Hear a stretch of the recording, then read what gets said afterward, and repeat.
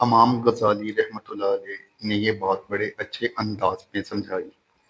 وہ فرماتے ہیں کہ ایک آدمی جا رہا تھا، ایک شیر اس کے پیچھے بھاگا۔ اس کے قریب کوئی درخت نہیں تھا کہ اس پر وہ چڑھ جاتا۔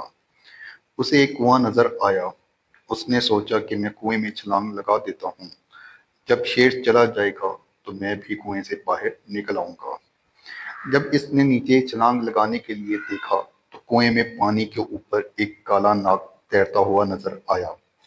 اب پیچھے شیر تھا اور نیچے کنویں میں کالا ناگ تھا۔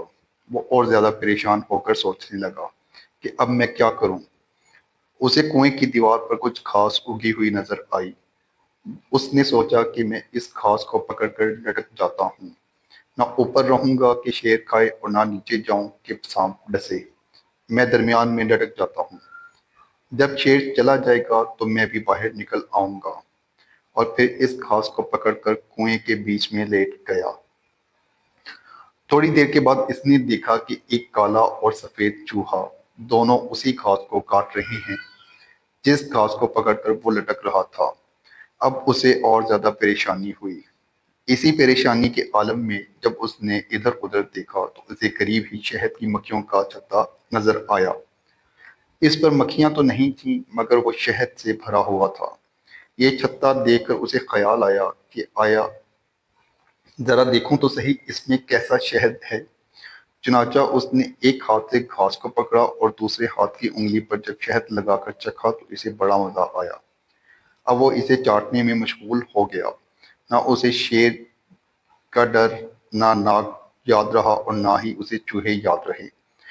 سوچیں کہ اس کا انجام کیا ہوا ہوگا۔ اے دوست، تیری مثال اسی انسان کی ہے۔ ملک الموت شیر کی مانند تیرے پیچھے لگا ہوا ہے۔ قبر کا عذاب اس سانپ کی صورت میں تیرے انتظار میں ہے۔ کالا اور سفید چوہا، یہ تیری زندگی کے دن اور رات ہیں۔ گھاس تیری زندگی ہے جسے چوہے کاٹ رہے ہیں، اور یہ شہد کا چھتا دنیا کی لذتیں ہیں جن سے لطف اندوز ہونے میں تو لگا ہوا ہے۔ تجھے کچھ یاد نہیں، سوچ کہ تیرا انجام کیا ہوگا۔ واقعی بات یہی ہے کہ انسان دنیا کی لذتوں میں پھنس کر اپنے رب کو ناراض کر لیتا ہے۔